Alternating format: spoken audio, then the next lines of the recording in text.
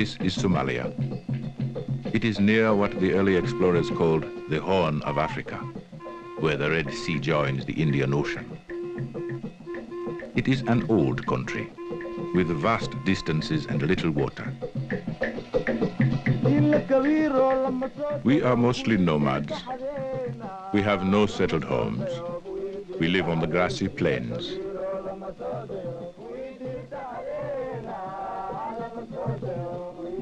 We walk hundreds of miles looking for pasture for our camels and for wells where we can get water. They are the two most important things in our lives, camels and water.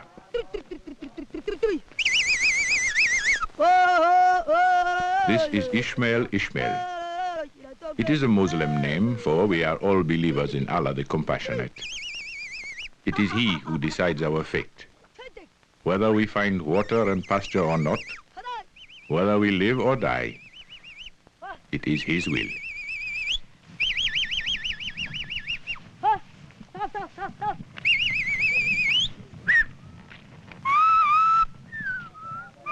Ishmael's father is Mohammed Ishmael. He believes strongly in his family and his nomadic traditions. Without those, a Somali nomad feels insecure.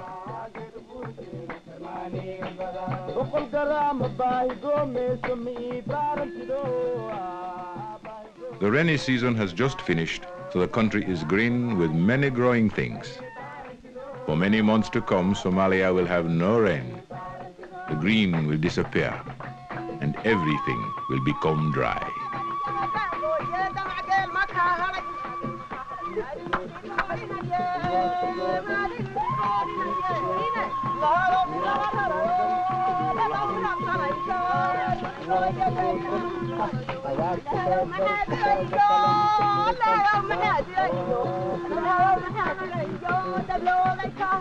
And when we camp, it is the women who must put up the house.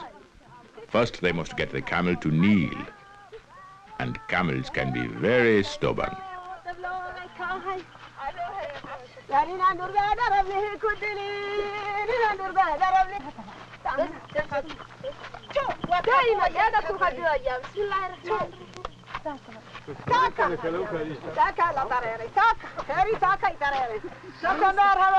The house is made of hoops and bent roots, and mats of grass and animal skins. Only the women know how to put up the house. Somali men wouldn't know how even if they had to. But no Somali man would ever think of doing it. It is woman's work. The insects are harmful at this time of year. Camels often get many sores from insect bites. So Ishmael and his uncle must put medicine on it.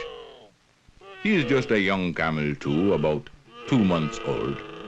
And nobody likes medicine, I guess, not even camels.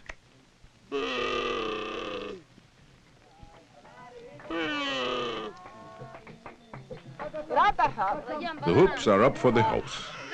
It only takes a few minutes. Then the women start tying on the mats.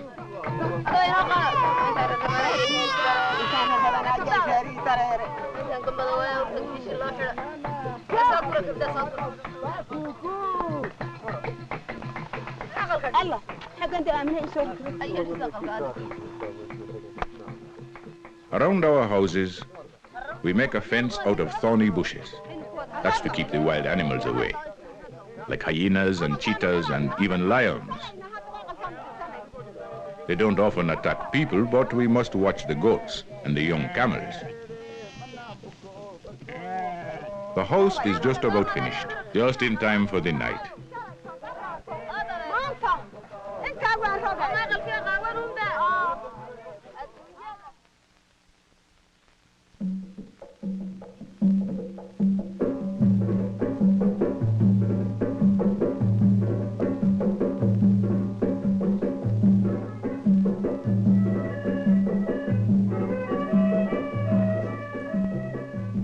Mornings come early, where we wake up with the sun, and often it is cold. And the first thing you hear is the dry rustling sound of the wind in the thorn bushes.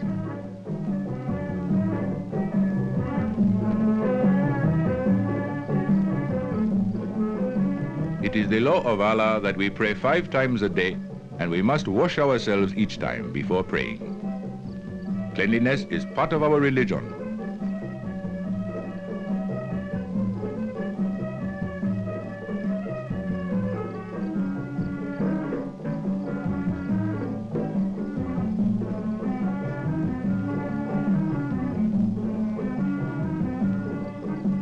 The camels have spent the night fenced up behind the thorn bushes.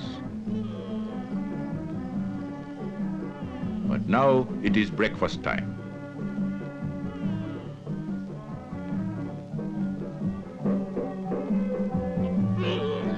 And Ishmael knows where his breakfast comes from. And so do the camels. There's old Bakar, and Taku, and Abdul. Everybody has breakfast before they do. Oh, don't worry, Bakar. Ishmael will find you some good pasture today. We all depend on each other, you know. Our most important food is camel milk. Often on long trips, it is the main food we have. Now, come on, Akbar. Don't be so greedy. He is impatient. See how he stamps his foot. Our whole life is our camels. They give us food, and our wealth is all in camels.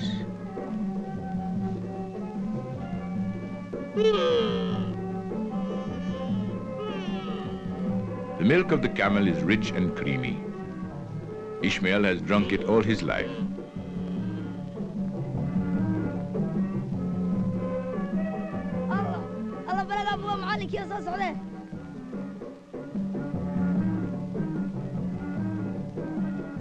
But there is a visitor. It is Sheikh Hussein. He was in Hargeisa, the biggest town in the north of Somalia. It is 100 miles away. He must have walked the whole distance. Sheikh Hussein is a special kind of teacher. He is nomadic, like us. He travels around and gives our children lessons wherever he finds us. It is all part of a plan of the government and the United Nations, especially UNICEF. Sheikh Hussein has told us that UNICEF helps children all over the world in many different ways. Before this, our children didn't have any real schooling. How could they, being nomads? It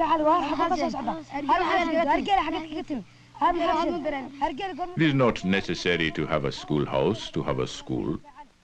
And Sheikh Hussein simply gets all the children together and teaches them under a shady tree.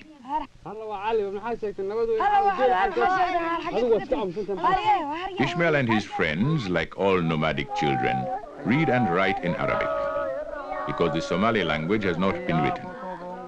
But of course, we all speak Somali.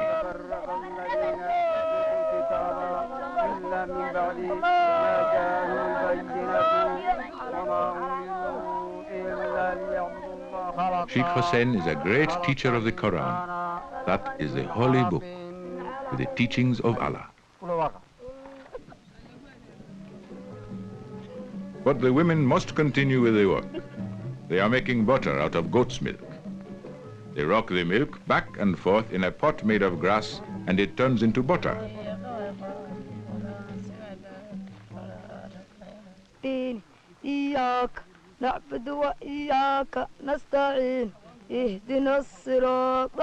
students write with soft sticks. Their ink is made out of the charcoal of frankincense, a very special tree.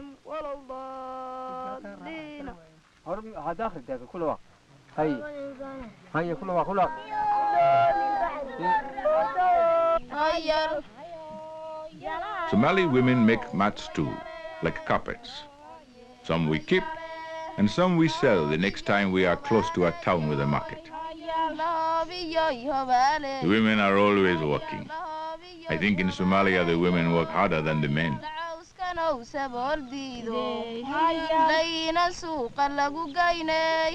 Hussein looks pleased. The children have not forgotten too much. Perhaps because there is no written language, Somalis remember things that are spoken.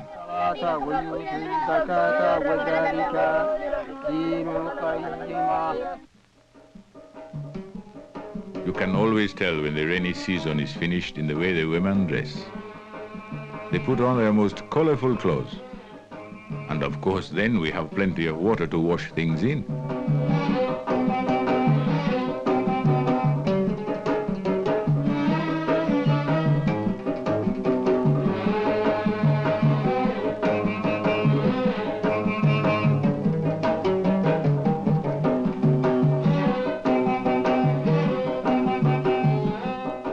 I have heard strangers say that Somali women are very beautiful.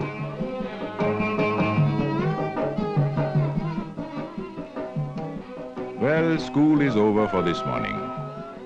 The children will return tomorrow after the sun has risen. And now Ishmael's work begins. He must take the camels to pasture.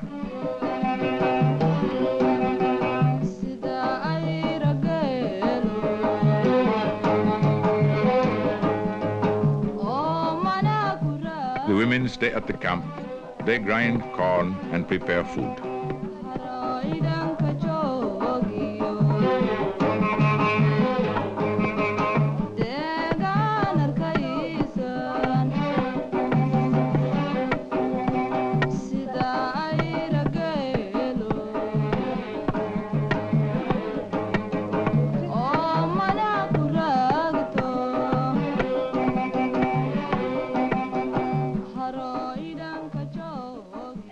Most Somali boys enjoy going out with the camels. They may walk for several miles, 10 or 20 even, before they find pasture. But it is still early in the morning, and there'll be plenty time to study. For boys like Ishmael, the camels become real friends, almost like people. Ishmael knows each camel's personality and its habits.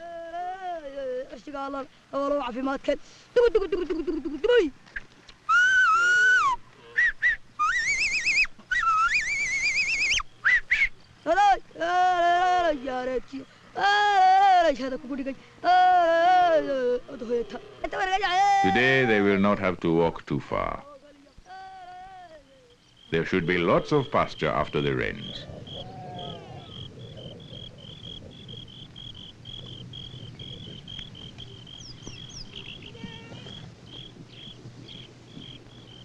Ishmael's sisters look after the goats. They stay out all day until the sun goes down. They have no water and no food, but lots of camels or goat's milk.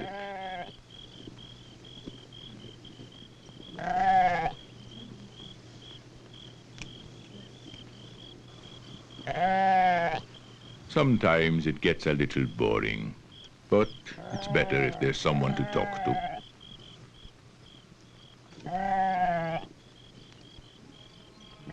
Ishmael has found good pasture. It is much more difficult in the Jilal, the dry season. The camels will eat almost anything. They can even chew up sharp cactus leaves. Ishmael has strong teeth too. He cleans them with a small stick several times a day.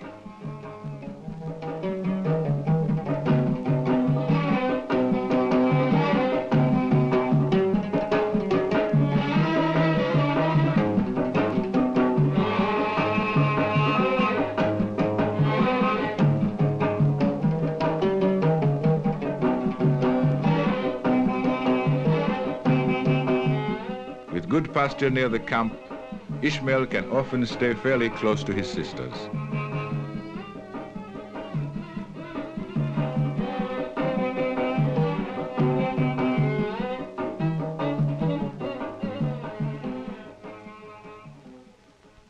Sometimes another family will be camped nearby. This is Ishmael's friend, Abdi. They are playing a game. I don't think it even has a name. You dig a hole in the sand, then try to throw something into it.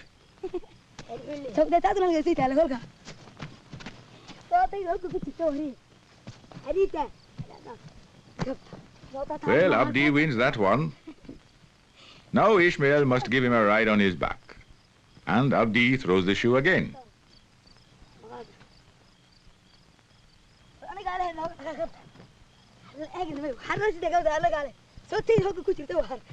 Abdi says he is going to be a fierce warrior.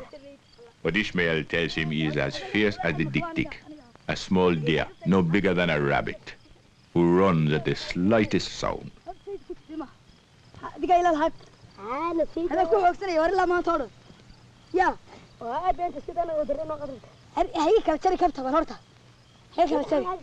They have other games too, but all the time they are watching the animals.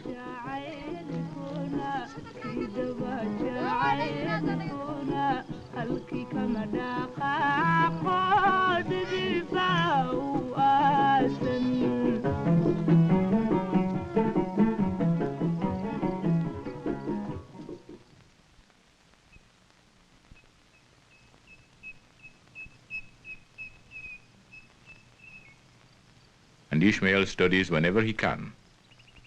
For Somali children know that a few years ago there were very few schools or teachers. It is men like Sheikh Hussein who are making the difference, bringing education to our children.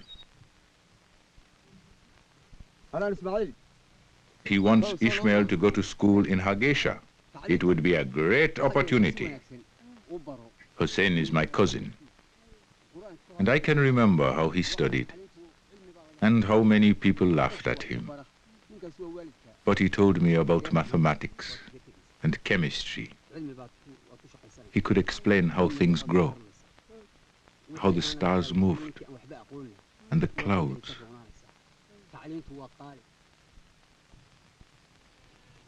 But Allah has created all things, the clouds and the stars, the animals, the people, the trees, even the little birds. Look at the beautiful color. Is it right to find out the secrets of Allah, of creation?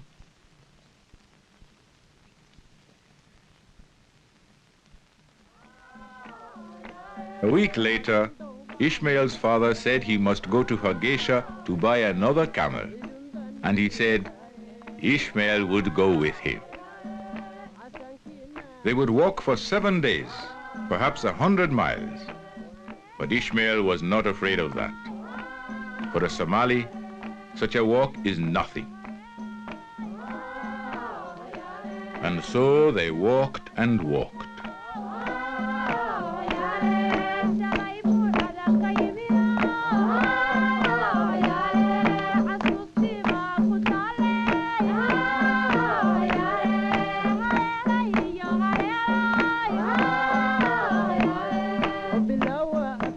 The country is flat and stony, but at least there was some water, a few growing things.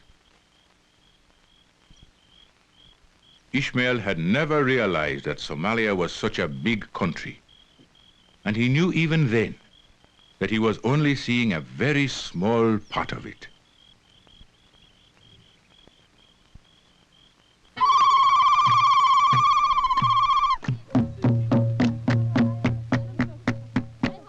On the 5th day, they came across a group of women dancing. They were giving thanks to Allah for the rains, for that meant the camels would give lots of milk, and their own babies would not die of heat and sickness.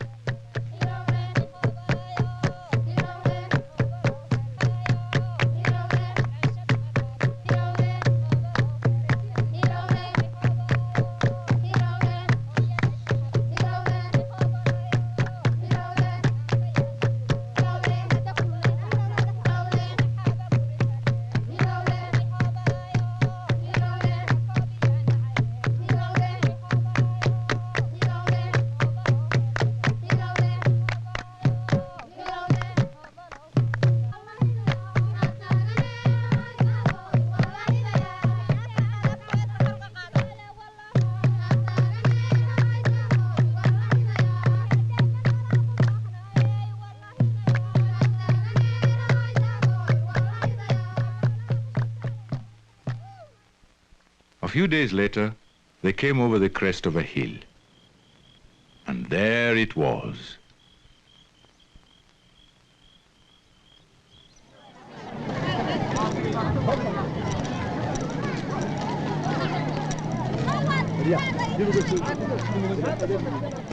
And this was the market. Ishmael had heard something about it, but he had not expected all this noise. And the people, he had never seen such crowds.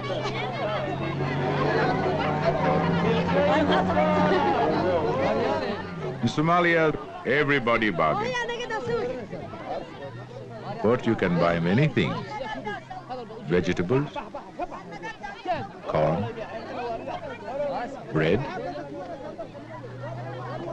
and the butchers cut their meat right in front of you.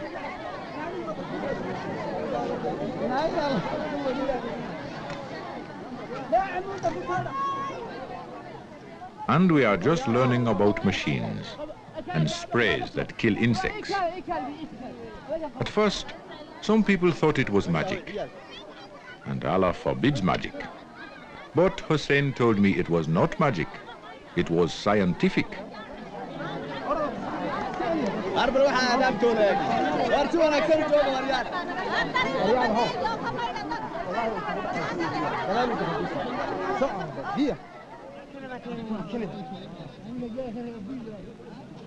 But Ishmael's father was only interested in one thing, the camel market, where the Somali buy and sell all their camels. And there are men here too who buy camels and ship them across the Red Sea to the Arab lands, where they would be killed for food. For in Arabia, camel meat is a great delicacy.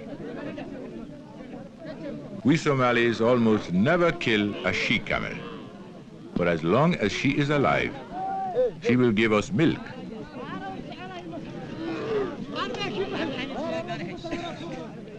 Ishmael's father looked at many camels. Some were too small, some were too expensive.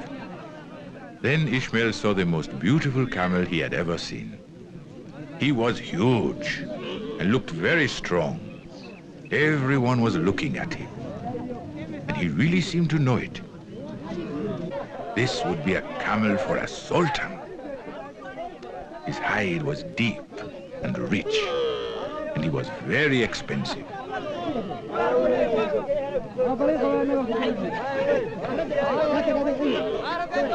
Then two men thought of a joke. They tried to ride a camel. Somalis never ride the camels.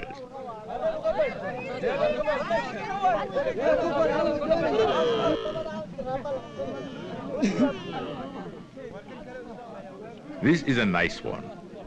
His hide was healthy, his hair thick. How much?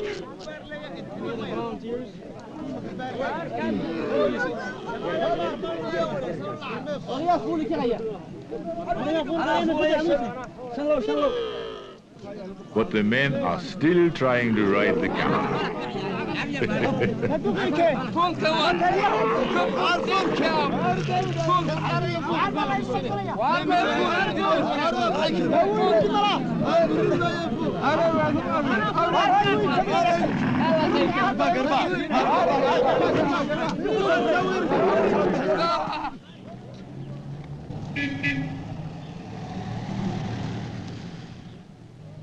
Ishmael had never seen trucks like that before, and so many of them.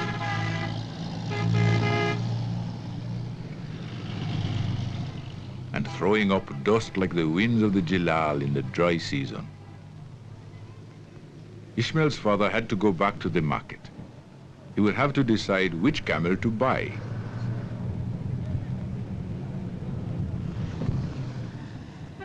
Ishmael had another idea. At the end of the street, he had seen a low square building. It must be the school that Sheikh Hussein had talked about. There was no one inside, no one around.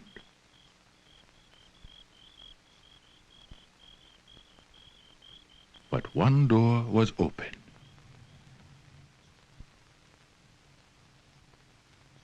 He had never before been in a building like this, all clean and white. And at the teacher's desk, the most exciting thing of all, books. Sheikh Hussein had told Ishmael about them. They were so small. The writing was so tiny. But they held great knowledge. You could learn so much about science, about the stars, the clouds. There was the Arabic writing. He could read it, but he could not understand it. Perhaps he would come here, but he would have to study hard and try. Perhaps it would be the will of Allah.